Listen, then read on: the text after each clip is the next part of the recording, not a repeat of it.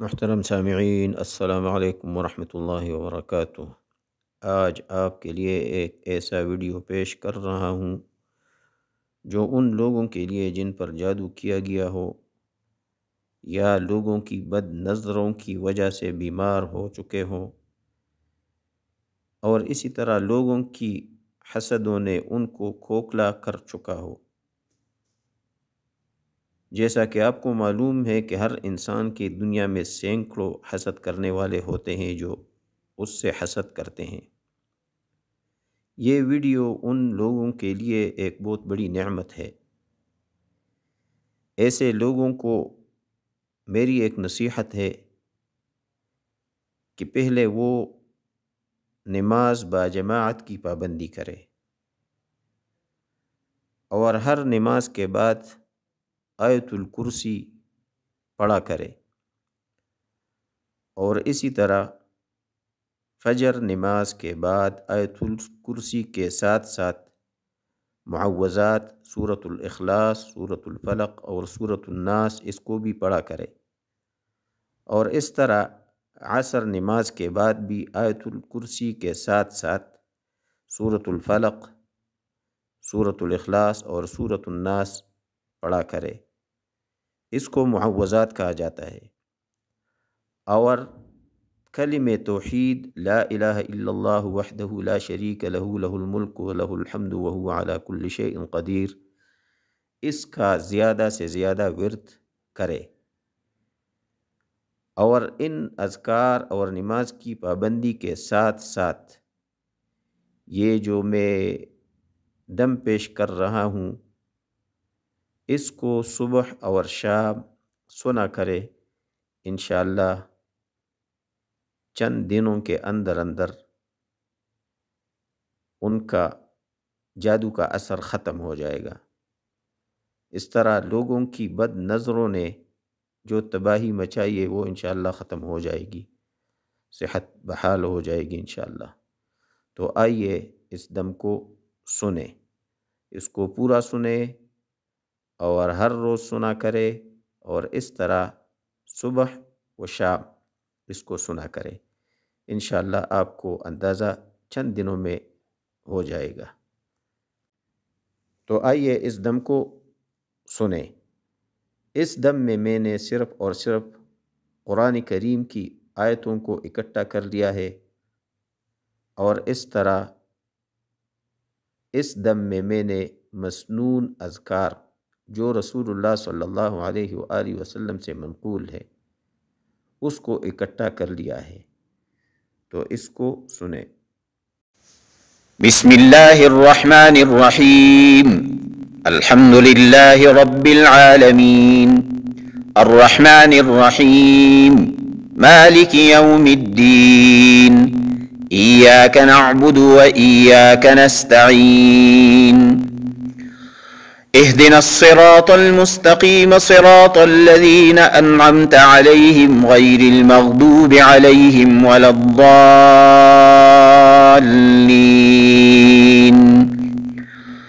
بسم الله الرحمن الرحيم، ألف لام ميم، ذلك الكتاب لا ريب فيه هدى للمتقين الذين يؤمنون بالغيب ويقيمون الصلاة ومما رزقناهم ينفقون والذين يؤمنون بما أنزل إليك وما أنزل من قبلك وبالآخرة هم يوقنون أولئك على هدى من ربهم وأولئك هم المفلحون. وإلهكم إله واحد لا إله إلا هو الرحمن الرحيم. إن في خلق السماوات والأرض واختلاف الليل والنهار والفلك التي تجري في البحر بما ينفع الناس وما أنزل الله من السماء من ماء فأحيا به الأرض بعد موتها فأحيا به الأرض بعد موتها وبث فيها من كل دابة وتصريف الرياح والسحاب المسخر بين السماء والأرض لآيات لقوم يعقلون ومن الناس من يتخذ من دون الله أندادا يحبونهم كحب الله والذين آمنوا أشد حبا لله ولو يرى الذين ظلموا إذ يرون العذاب أن القوة لله جميعا وأن الله شديد العذاب إذ تبرأ الذين اتبعوا من الذين اتبعوا ورأوا العذاب وتقطعت بهم الأسباب وقال الذين اتبعوا لو أن لنا كرة فنتبرأ منهم كما تبرؤوا منا كذلك يريهم الله أعمالهم حسرات عليهم وما هم بخارجين من النار الله لا إله إلا هو الحي القيوم لا تأخذه سنة ولا نوم له ما في السماوات وما في الأرض من ذا الذي يشفع عنده إلا بإذنه يعلم ما بين أيديهم وما خلفهم ولا يحيطون بشيء من علمه إلا بما شاء وسع كرسيه السماوات والأرض ولا يؤوده حفظهما وهو العلي العظيم الله لا إله إلا هو الحي القيوم لا تأخذه سنة ولا نوم له ما في السماوات وما في الأرض من ذا الذي يشفع عنده إلا بإذنه يعلم ما بين أيديهم وما خلفهم ولا يحيطون بشيء من علمه إلا بما شاء وسع كرسيه السماوات والأرض ولا يؤوده حفظهما وهو العلي العظيم الله لا إله إلا هو الحي القيوم لا تأخذه سنة ولا نوم له ما في السماوات وما في الأرض من ذا الذي يشفع عنده إلا بإذنه يعلم ما بين أيديهم وما خلفهم ولا يحيطون بشيء من علمه إلا بما شاء وسع كرسيه السماوات والأرض ولا يؤوده حفظهما وهو العلي العظيم آمن الرسول بما أنزل إليه من ربه والمؤمنون كل آمن بالله وملائكته وكتبه ورسله لا نفرق بين أحد من رسله وقالوا سمعنا وأطعنا غفرانك ربنا وإليك المصير لا يكلف الله نفسا إلا وسعها لها ما كسبت وعليها ما اكتسبت ربنا لا تؤاخذنا إن نسينا أو أخطأنا ربنا ولا تحمل علينا إصرا كما حملته على الذين من قبلنا ربنا ولا تحملنا ما لا طاقة لنا به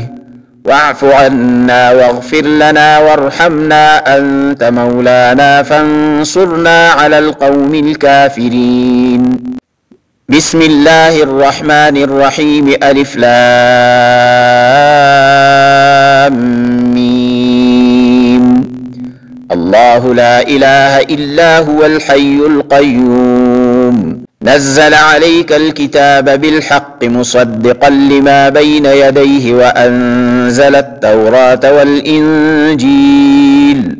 من قبل هدى للناس وأنزل الفرقان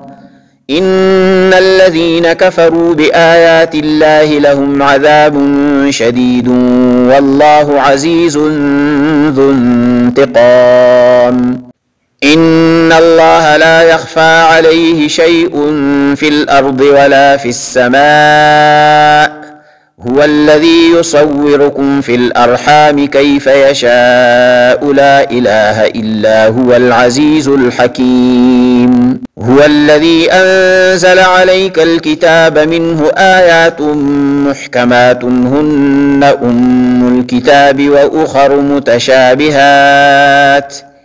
فأما الذين في قلوبهم زيغ فيتبعون ما تشابه منه ابتغاء الفتنة وابتغاء تأويله وما يعلم تأويله إلا الله والراسخون في العلم يقولون آمنا به كل من عند ربنا وما يذكر إلا أولو الألباب ربنا لا تزغ قلوبنا بعد إذ هديتنا وهب لنا من لدنك رحمة إنك أنت الوهاب ربنا إنك جامع الناس ليوم لا ريب فيه إن الله لا يخلف الميعاد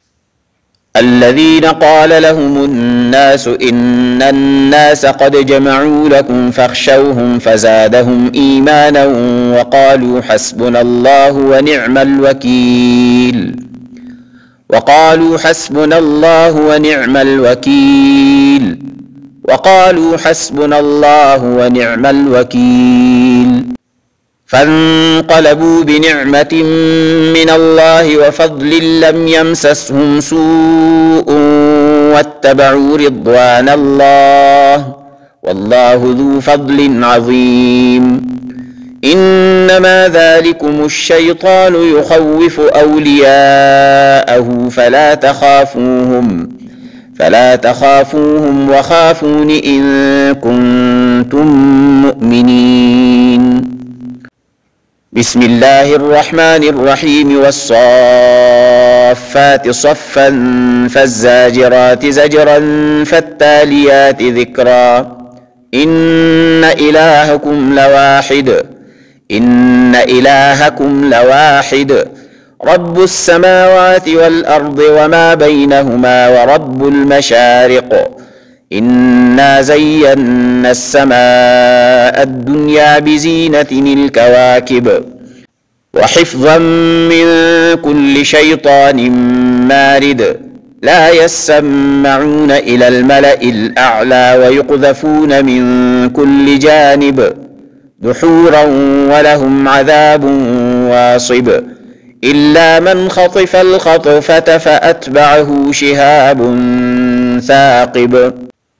لو أنزلنا هذا القرآن على جبل لرأيته خاشعا متصدعا من خشية الله وتلك الأمثال نضربها للناس لعلهم يتفكرون هو الله الذي لا إله إلا هو عالم الغيب والشهادة هو الرحمن الرحيم هو الله الذي لا إله إلا هو الملك القدوس السلام المؤمن المهيمن العزيز الجبار المتكبر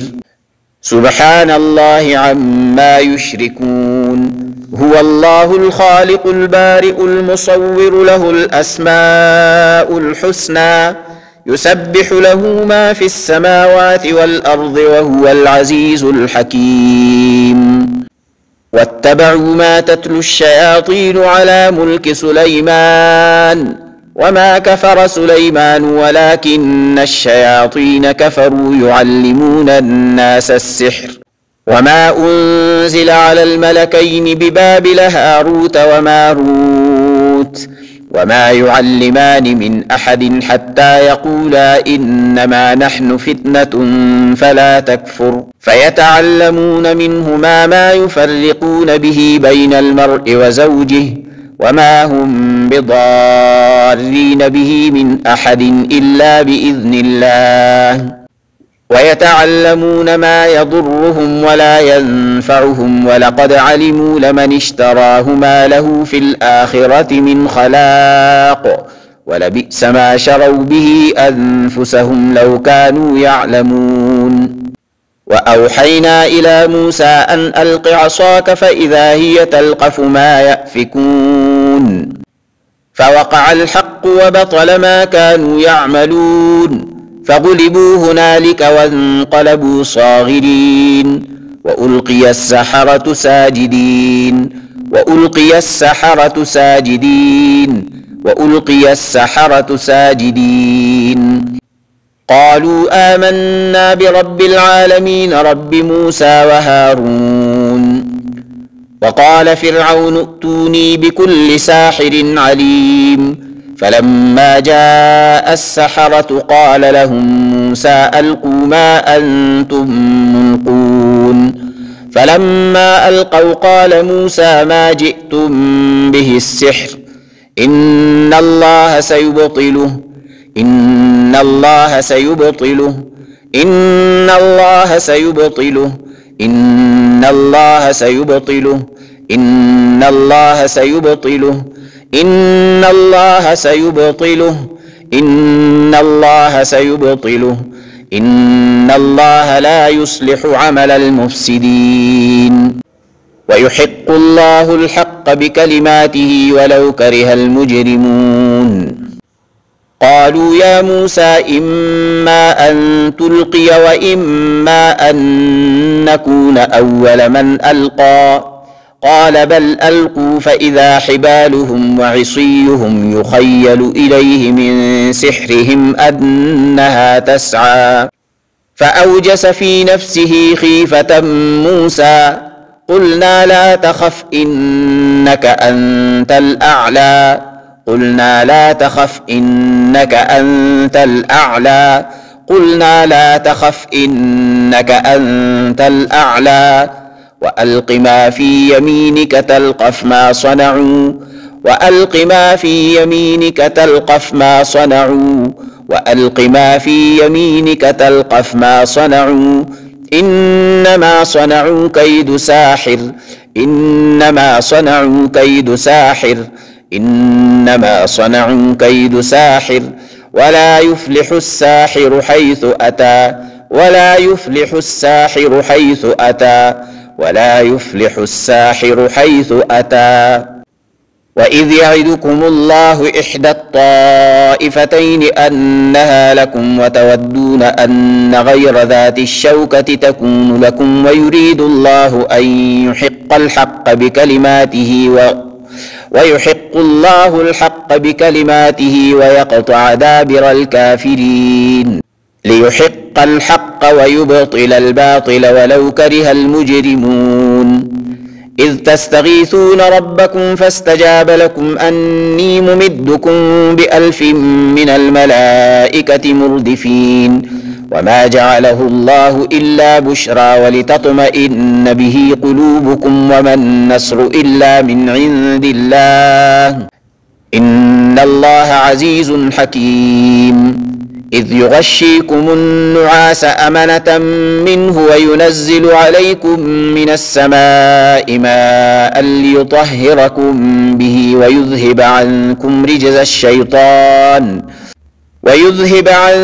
رجز الشيطان وليربط على قلوبكم ويثبت به الأقدام إذ يوحي ربك إلى الملائكة أني معكم فثبتوا الذين آمنوا سألقي في قلوب الذين كفروا الرعب فاضربوا فوق الأعناق واضربوا منهم كل بنان سألقي في قلوب الذين كفروا الرعب فاضربوا فوق الأعناق واضربوا منهم كل بنان سألقي في قلوب الذين كفروا الرعب فاضربوا فوق الأعناق واضربوا منهم كل بنان ذلك بأنهم شاقوا الله ورسوله ومن يشاقق الله ورسوله فإن الله شديد العقاب ذلكم فذوقوه وأن للكافرين عذاب النار وقدمنا إلى ما عملوا من عمل فجعلناه هباء منثورا وقدمنا إلى ما عملوا من عمل فجعلناه هباء منثورا وقدمنا إلى ما عملوا من عمل فجعلناه هباء منثورا قل إن ربي يقذف بالحق علام الغيوب قل جاء الحق وما يبدئ الباطل وما يعيد وقل جاء الحق وزهق الباطل إن الباطل كان زهوقا بل نقذف بالحق على الباطل فيدمغه فإذا هو زاهق ولكم الويل مما تصفون يكاد البرق يخطف أبصارهم كلما أضاء لهم مشوا فيه وإذا أظلم عليهم قاموا ولو شاء الله لذهب بسمعهم وأبصارهم إن الله على كل شيء قدير يكاد البرق يخطف أبصارهم كلما أضاء لهم مشوا فيه وإذا أظلم عليهم قاموا ولو شاء الله لذهب بسمعهم وأبصارهم إن الله على كل شيء قدير يكاد البرق يخطف أبصارهم كلما أضاء لهم مشوا فيه وإذا أظلم عليهم قاموا ولو شاء الله لذهب بسمعهم وأبصارهم إن الله على كل شيء قدير قالوا ادع لنا ربك يبين لنا ما لونها قال إنه يقول إنها بقرة صفراء فاقع لونها تسر الناظرين قالوا ادع لنا ربك يبين لنا ما لونها قال إنه يقول إنها بقرة صفراء فاقع لونها تسر الناظرين ود كثير من أهل الكتاب لو يردونكم من بعد إيمانكم كفارا حسدا من عند أنفسهم من بعد ما تبين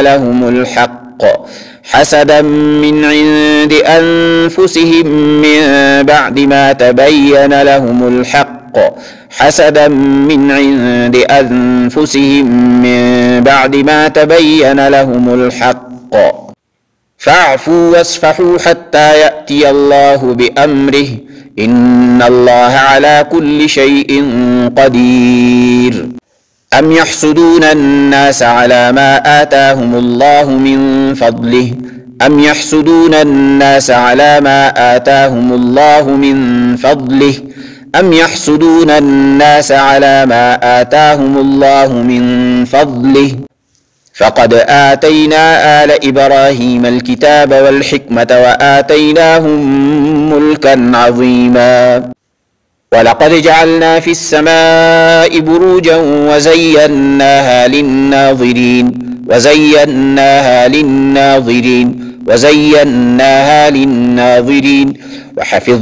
من كل شيطان رجيم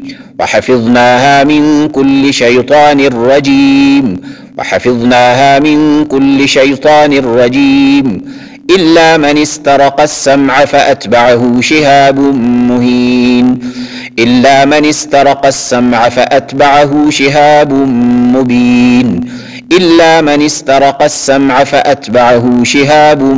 مبين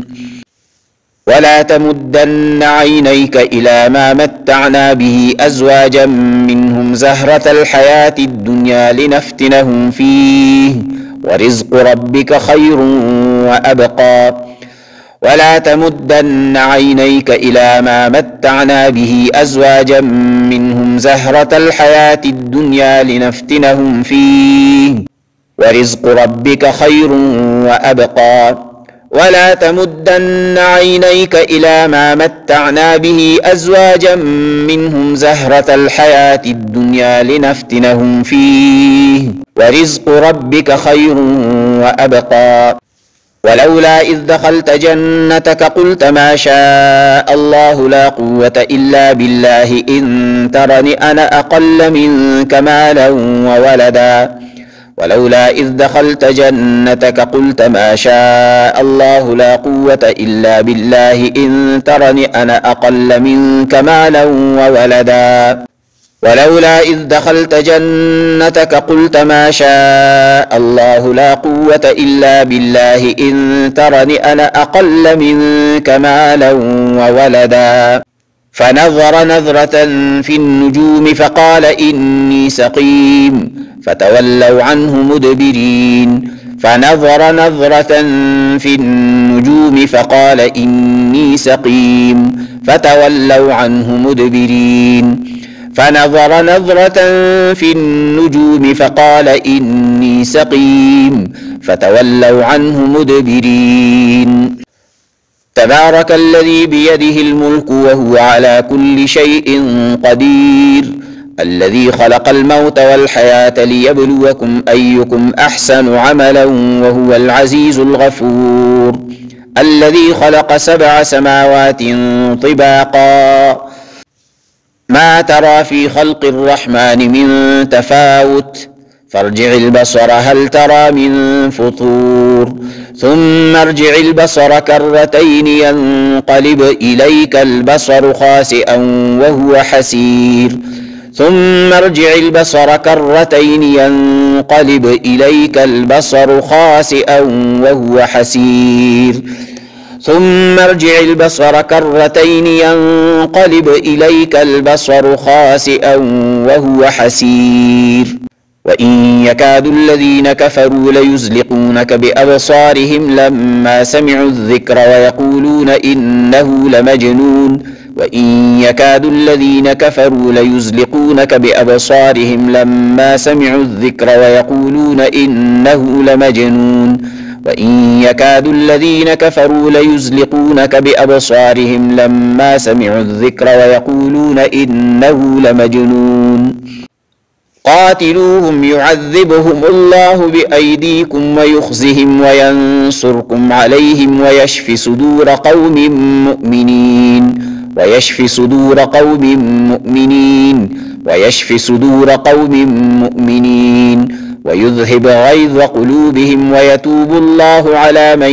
يشاء والله عليم حكيم ويذهب غيظ قلوبهم ويتوب الله على من يشاء والله عليم حكيم ويذهب غيظ قلوبهم ويتوب الله على من يشاء والله عليم حكيم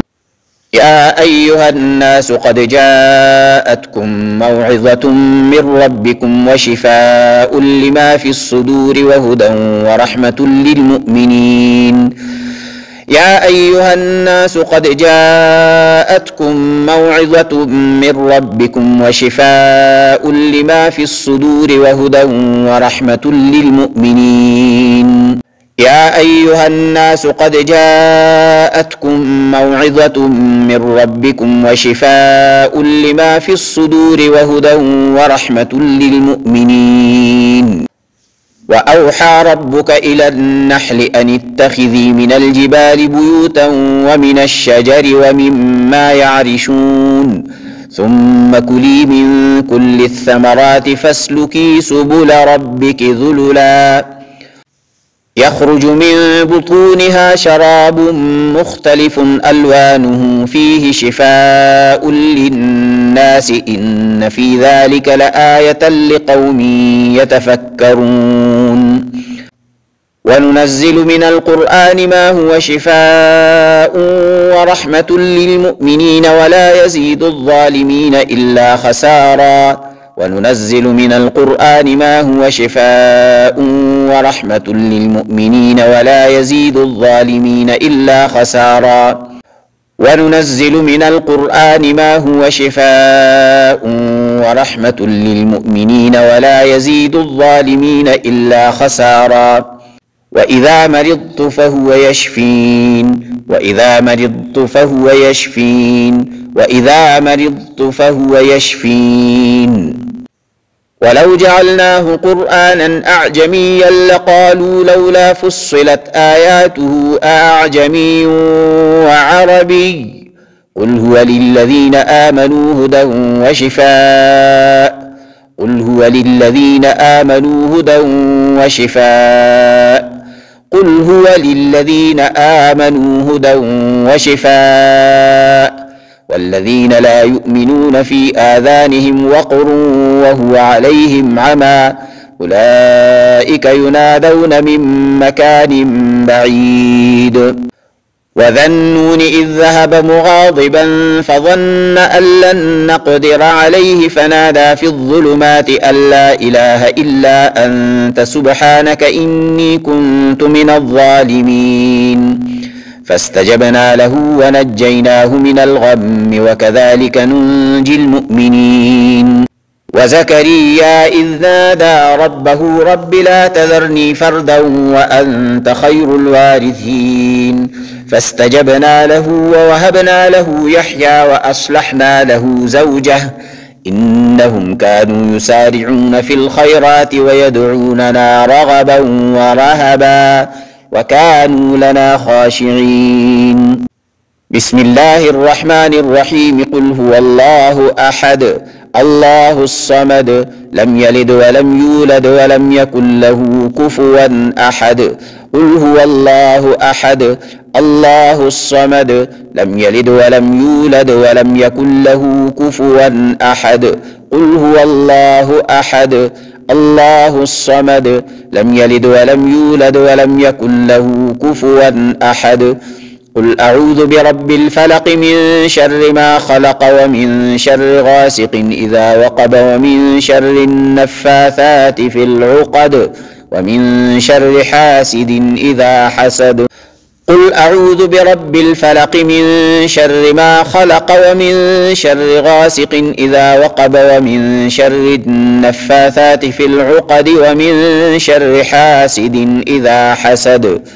قل أعوذ برب الفلق من شر ما خلق ومن شر غاسق إذا وقب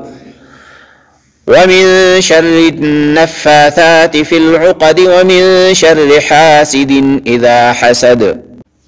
قل أعوذ برب الناس ملك الناس إله الناس من شر الوسواس الخناس الذي يوسوس في صدور الناس من الجنة والناس قل أعوذ برب الناس ملك الناس إله الناس من شر الوسواس الخناس الذي يوسوس في صدور الناس من الجنة والناس قل أعوذ برب الناس ملك الناس إله الناس من شر الوسواس الخناس الذي يوسوس في صدور الناس من الجنة والناس اللهم احفظنا بحفظك اللهم ولا تكلنا إلى أنفسنا طرفة عين ولا أقل من ذلك وأصلح لنا شأننا كله لا إله إلا أنت اللهم لا تجعل للحسدة والسحرة والشياطين علينا سلطانا ولا سبيلا اللهم أنت القائل إن عبادي ليس لك عليهم سلطان وكفى بربك وكيلا وجعلنا من بين أيديهم سدا ومن خلفهم سدا فأغشيناهم فهم لا يبصرون وحيل بينهم وبين ما يشتهون كما فعل بأشياعهم من قبل إنهم كانوا في شك مريب له معقبات من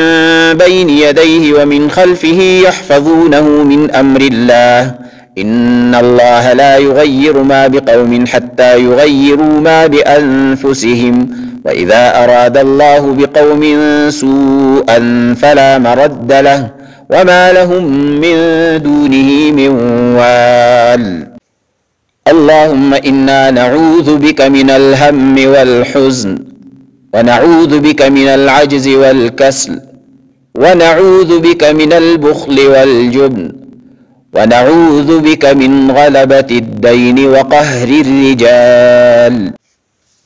اللهم إنا نسألك العافية في الدنيا والآخرة اللهم إنا نسألك العافية في ديننا ودنيانا وأهلنا ومالنا. اللهم استر عوراتنا وآمن روعاتنا. اللهم احفظنا من بين أيدينا ومن خلفنا وعن يميننا وعن شمالنا ومن فوقنا، ونعوذ بعظمتك أن نغتال من تحتنا. اللهم لا سهل إلا ما جعلته سهلا، وأنت تجعل الحزن إذا شئت سهلا. اللهم سهل في حل عقد السحر وإبطاله. اللهم إنا نعوذ بك من شر كل جبار عنيد، ومن كل شيطان مريد. بسم الله بسم الله بسم الله. نعوذ بعزة الله وقدرته من شر ما نجد ونحاذر. بسم الله بسم الله بسم الله. اللهم داونا بدوائك، واشفنا بشفائك، وأغننا بفضلك عمن سواك.